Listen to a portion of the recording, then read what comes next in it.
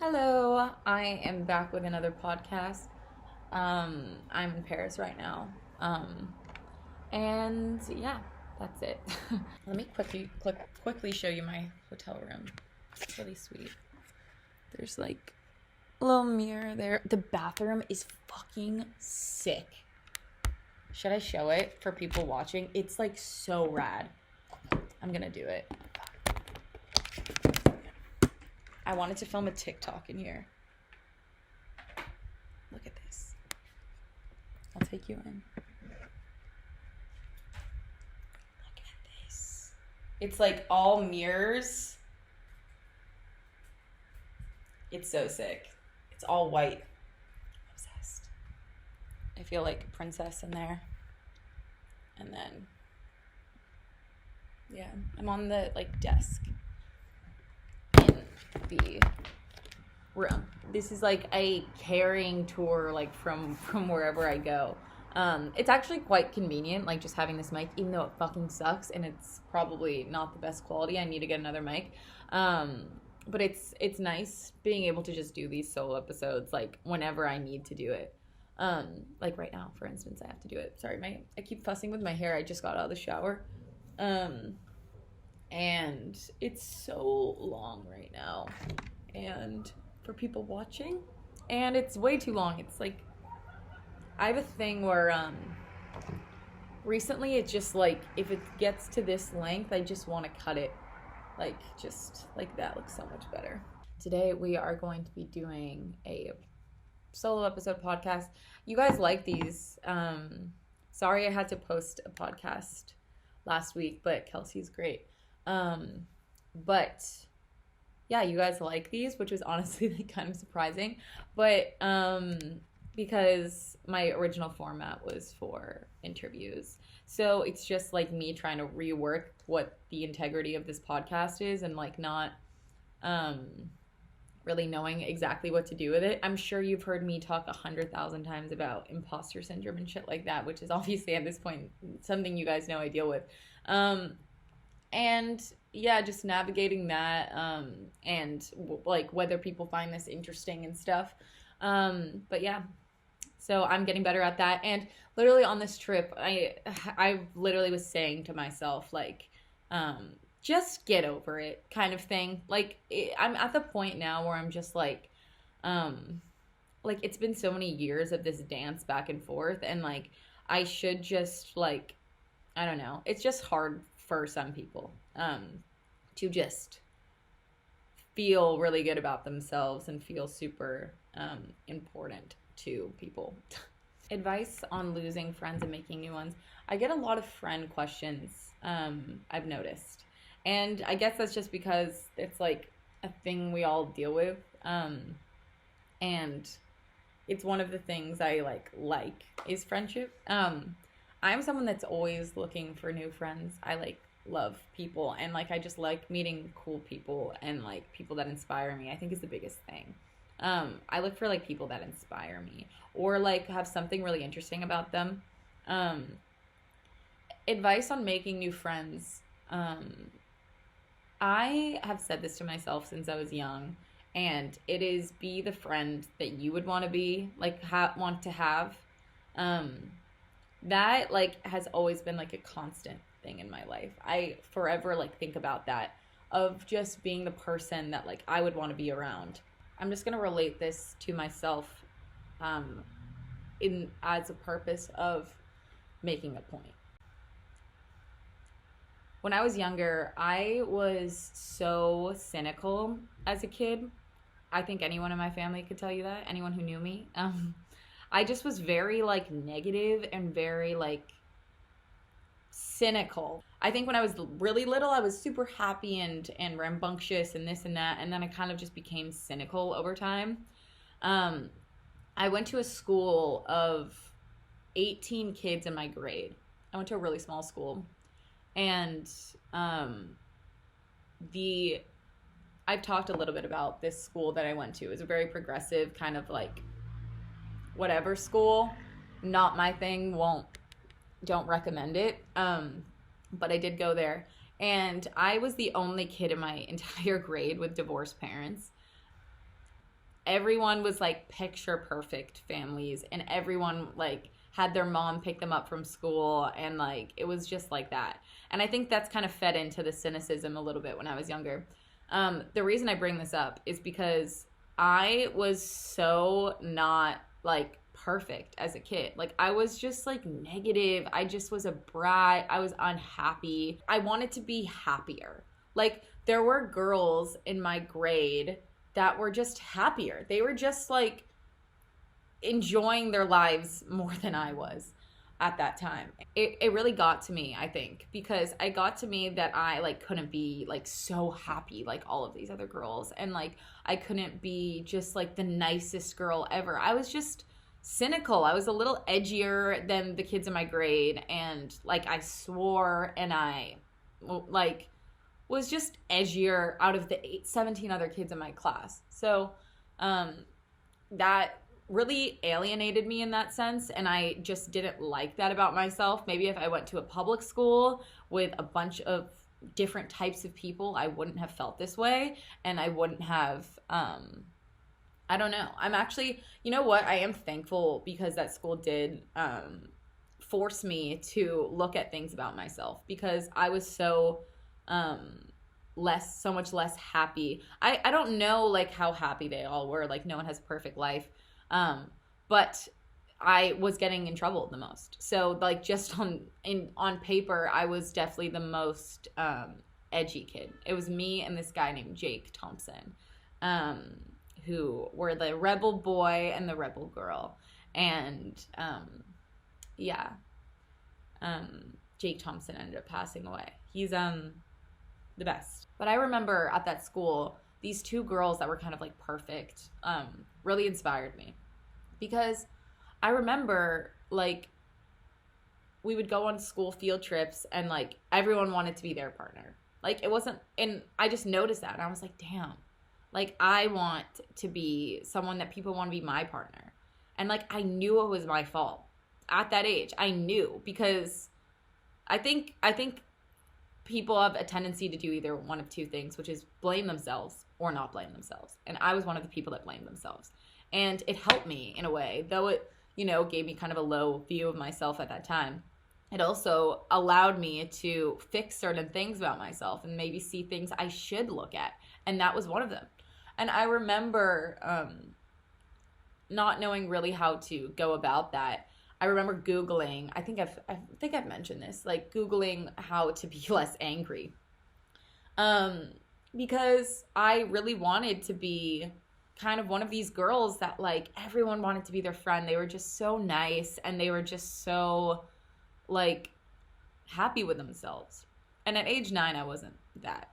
I really did some soul searching. I know it sounds kind of stupid to say that at such a young age, but I feel like I did. And I not feel like I did.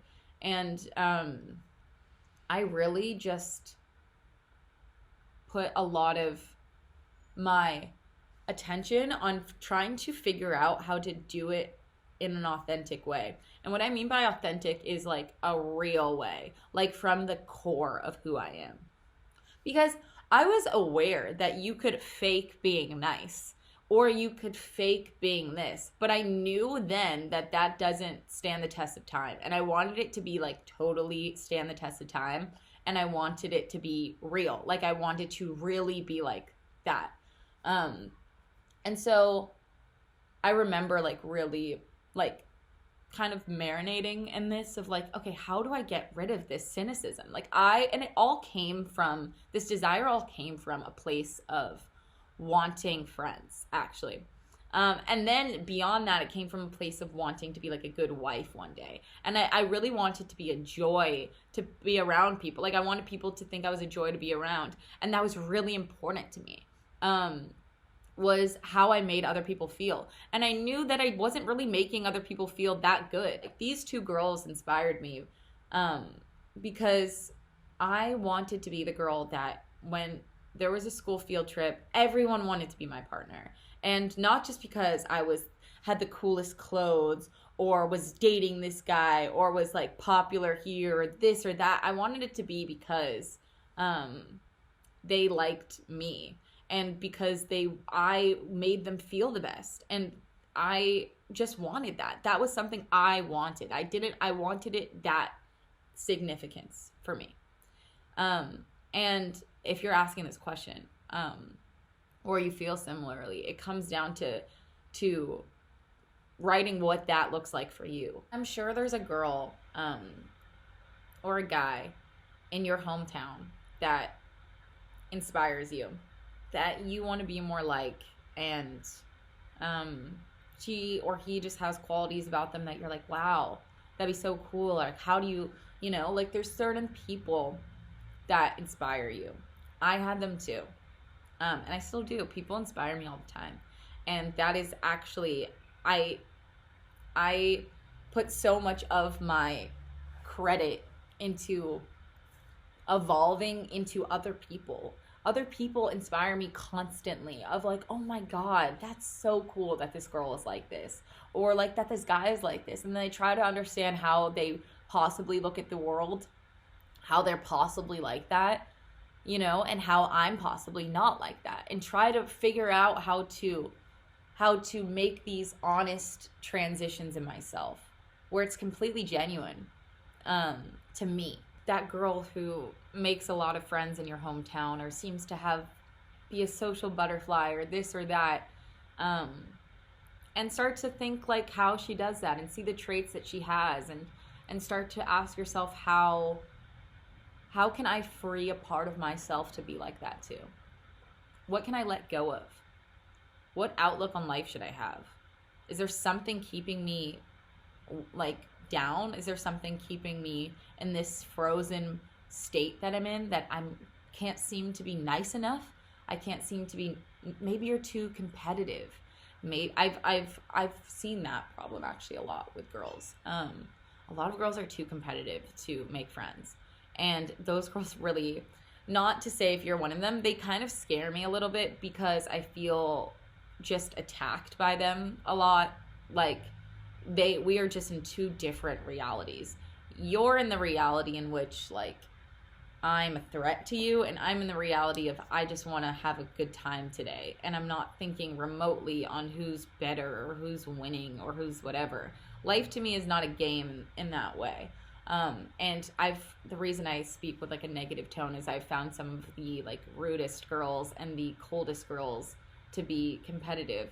But that is just how they're making me feel. And there's no shame in also changing that part about yourself. That's just like an example of like some place that you could be in, that you're frozen in, that you don't even realize that you're in, that is hindering you from making friends.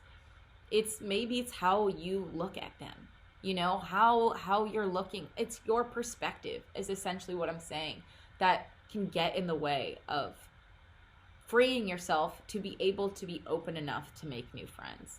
And I found changing my perspective was kind of the easier thing for me to do in terms of growth. And it's just fun. It's just fun that you have control. I get to be with myself 100% of the time.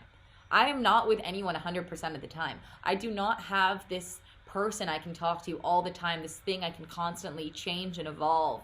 How cool is that? That you get to like, it's like you're playing Sims, and you get to like code your sim and make them exactly like that. That's how I feel. I'm like, I'm coding my avatar, my sim, my character, and I get to make her whatever I want. But you have to do it from the core in order for them to really change. Otherwise, you become a persona. You become like this kind of hollow version of what your truth is. You project an idea rather than being it authentically. So I think it's so cool that you can authentically change things about yourself if you try and if you're curious. Like, that's so interesting to me. That is so fucking sick. Mapping it out in your head. I know, I'll talk a little bit about manifestation, I guess. But I think it's really important to have like a clear idea in your head of what you want to be and what you want to look like. I think I've been manifesting without knowing the word for it since I was a kid. Just that's how I grew, and that's how I map things out in my head was visualizing them. I'm definitely a very visual person, and I live a lot in my mind. And I'll elaborate more on that in different episodes, just talking about different things that I have done to, I think, help me in life.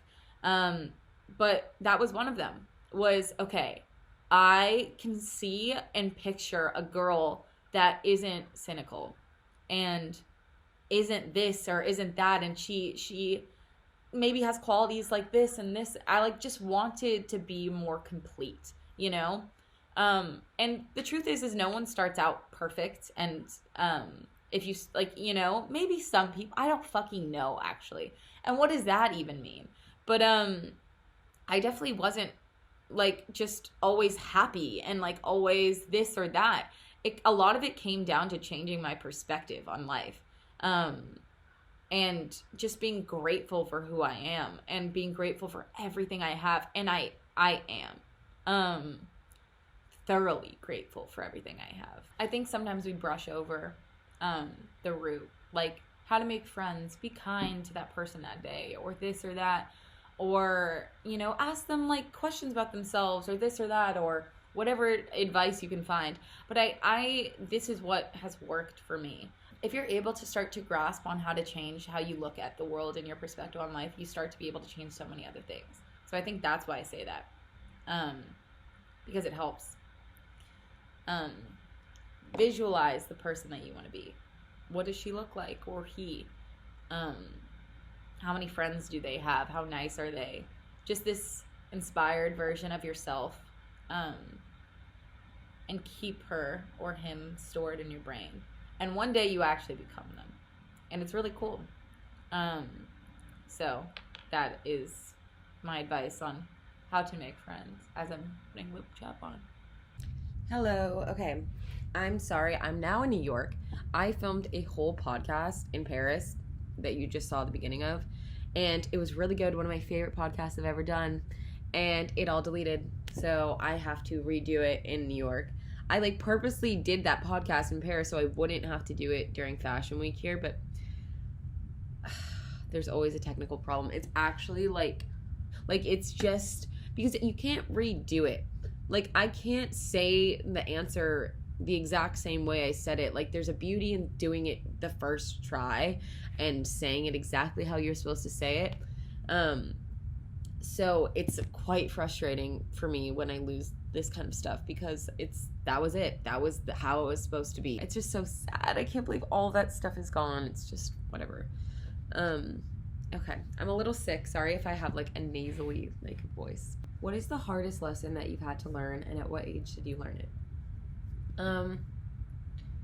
For me, the hardest lesson that I had to learn growing up, and I think this is like life's hardest thing it throws at you. Obviously, life is hard, but I think that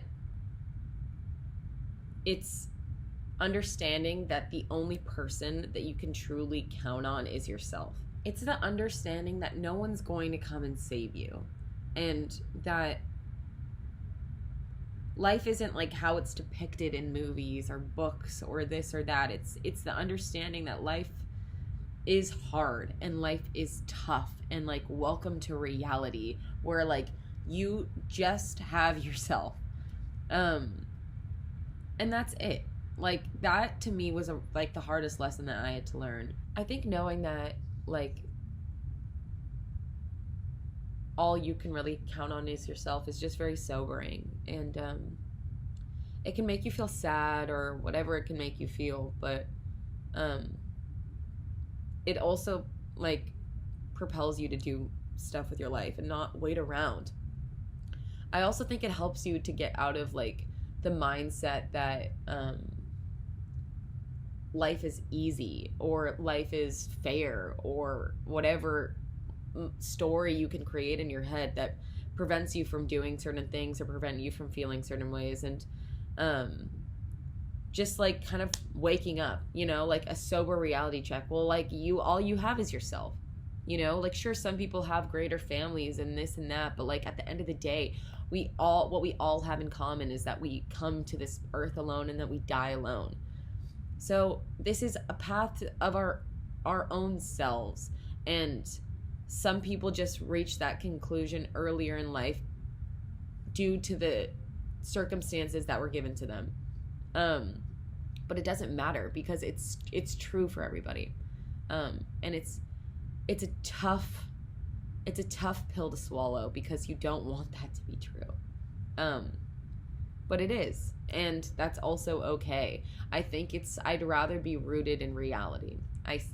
Than to believe something that's not true. Without consciously knowing that I was learning this lesson, I think I learned it maybe like around 6 or 7. And would not know how to articulate that, but I think that's how I felt. And as I got older, that reality of that just grew stronger, based on the lack of guidance and lack of communication that I had with my family. That really hits you, you know, that like this is just you in your path, and no one's coming to save you. But I would rather believe that than believe that someone is. So that's why it's a lesson, because it's something that you should learn, and I'm happy that I've learned that lesson. And yeah, pretty much that I would say is the hardest lesson that I had to learn. I always see you dancing and having the best time. How did you become so confident with yourself?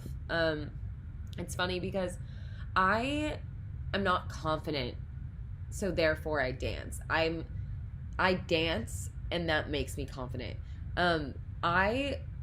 Through music, for me, and like dancing and like expressing myself through music, because I love music, and I think a lot of people love music. It's super evocative, and it's super just moving. I love it, and it's something that's always been kind of like a really great escapism for me, and something that's continuously made me happy. And if I didn't have it, like I would pick music over fashion even. I love music so much, and it's just truly something that is like what I would equate as my portal to self-expression and my portal through confidence. So that's why if you see me dancing or whatever, it's not because I'm like uber confident. It's because music is what's making me confident. It was actually my way into confidence.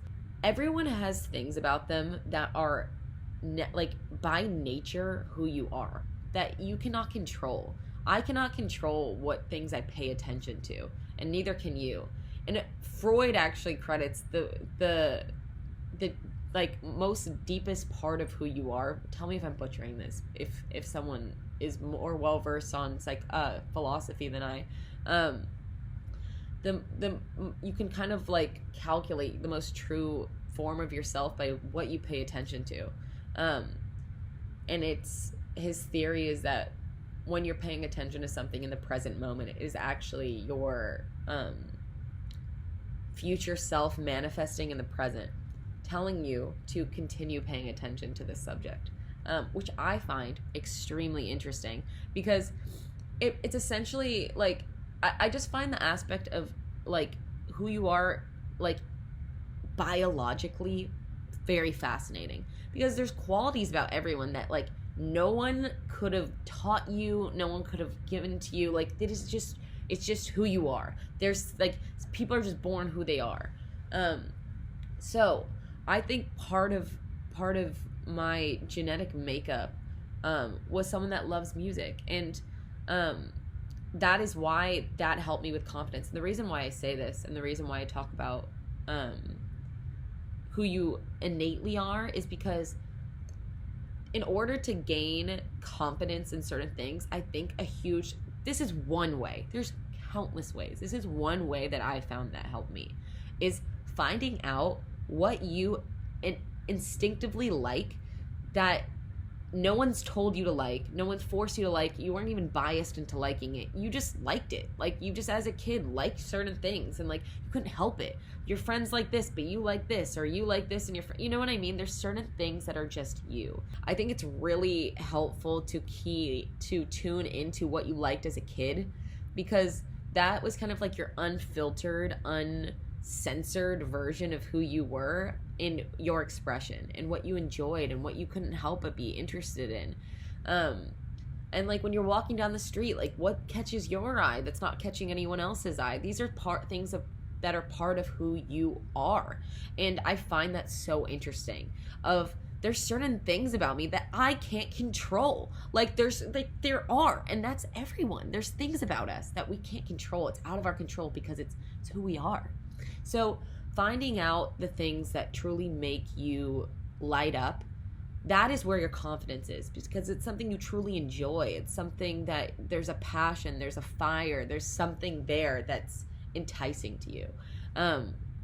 So I watched I've watched like people talk about like finding your passion or whatever it is, and like that it gets old, and it's kind of just like yeah, that's easier said than done.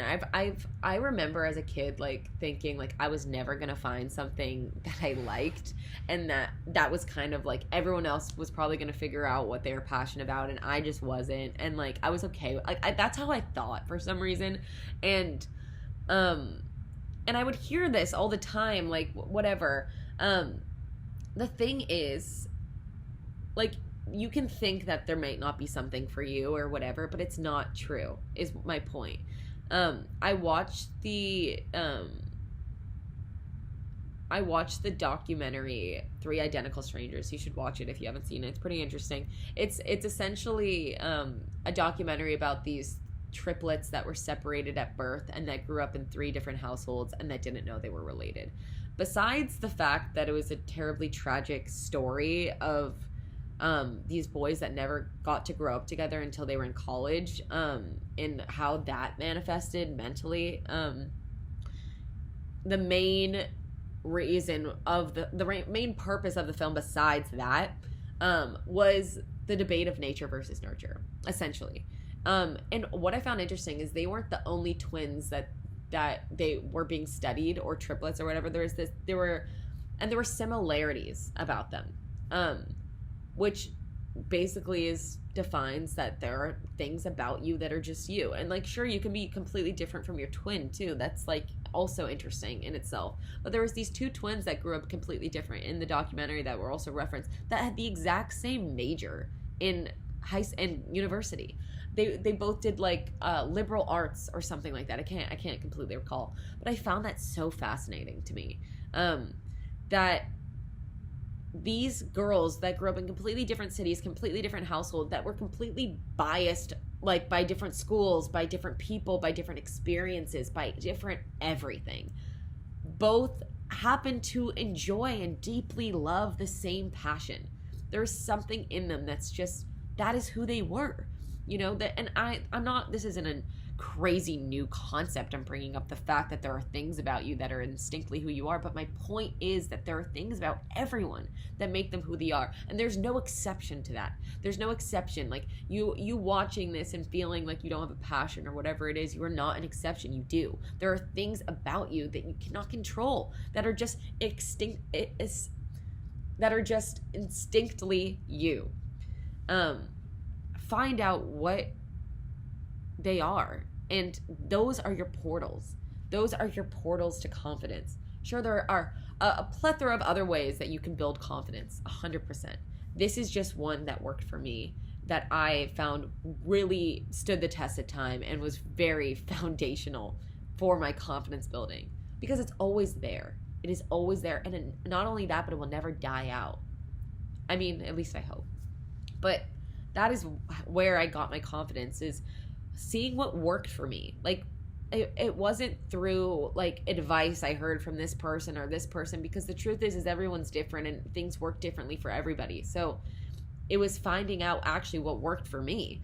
And it was through music, and it was through expressing myself in clothes and things like that. And these are just like little stepping stones on how I built somewhat confidence from being a non-confident teenager to a young woman with confidence, like to a degree. And I hope to continue this journey into being confident.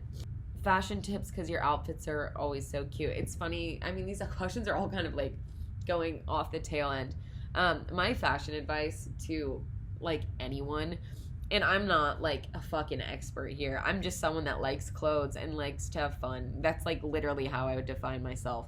This is what I say to myself for like getting ready in the morning is, if you like it, wear it. Like, if you put on an outfit and it's kind of weird and it's kind of whatever, and like it's just a little, like, your friends don't like it but you like it, wear it. Like, that is how I get dressed in the morning. I do not care if my friends don't like it. I don't care if people think it's weird or it's a little, like, I don't know. I just don't care. As long as I like it, that is my biggest fashion tip ever. That completely changed the way I got ready, because there's been so many times, I'm sure people have gotten ready in their rooms where they like the outfit and all they're thinking about is that other people are gonna like it, or is this really cute? I don't know if this is really cute. I understand not everyone is super into clothes, and for some people clothing is just getting ready in the morning, and that's kind of it. For me, it's a little deeper than that, and it's a little more fun than that, and it's just more expressive for me, because I that's just what I enjoy. It makes my day more fun, so I just like to make my day more fun. But that is honestly like my biggest fashion advice, because like I don't like think that there's one, like I don't know, that's just like what I think I would say it, and because that's how the advice that I follow for myself. If I like it, then I'm gonna wear it. Period. Like, that's kind of the end of how I look at fashion. I've never regretted wearing an outfit that I like out that other people didn't like out. But you know what I have regretted? I have regretted not going for it. Like, even when I was in Paris, actually, we were going to this cocktail event, and I was like, should I wear these shoes? Am I gonna look too fucking crazy? I wanted to wear moccasins with this cocktail dress because I thought it was a cute outfit. I actually have, I have a photo on my phone of it. I like plan photos. I like will get whatever. I like plan outfits in my closet when I'm feeling like inspired. This one's a really simple outfit, so this isn't even like crazy. But this is moccasins with my like black slip dress and this like choker necklace. And all I was thinking, I was like, oh, I'm in Paris. These people are probably like, they probably like would think I'm fucking weird if I did that, like whatever. And I wore these like green high heels instead, or these green little like kitten heels instead.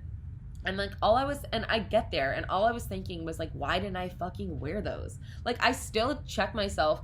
Like, I still sometimes like dress for the appropriateness of the occasion rather than just like dressing what I want to wear. But the thing is like, I regret those. Like, I always regret not fucking just wearing whatever the fuck I wanted to wear. And that's like a part of the reason actually why I love New York City so much, is that I never feel that way here. I will wear whatever the fuck I want, and the weirdest fucking thing ever, like the weirdest makeup, the weirdest hair, it doesn't matter. And not only that, but no one gives a shit. No one gives a shit what you're wearing in New York. As long as you are expressing yourself, you're A-okay. So those are the times I actually regret my style decisions, is when I am playing it safe, or when I care, or when I am thinking about what other people think. And so those are kind of like what I'm trying to like detach from, of like, will get to a place because I want to get to a place where I don't give a fuck at all. And I'm almost there actually, because I already don't really care. And so I love this snowball effect to one day I will eventually not care at all. But we're not there yet. But that would be my style advice. If you're someone that has a harder time getting ready in the morning or whatever, or you feel like you're fashion challenged, just look at Pinterest or look at Tumblr and look at girls in beautiful clothes and clothes in magazines or fashion shows, and just get inspired and see what you like and see what your taste is. I guess that is the common theme of this podcast, is kind of just figuring out who you are and figuring out what you like. It's important. why not figure it out now? Like, we're like young, like, why not figure it out now? That's like so exciting to me, like figuring out what the fuck you like that's so interesting. I don't know, like, I just think that's cool. How to deal with rejection from someone that you like.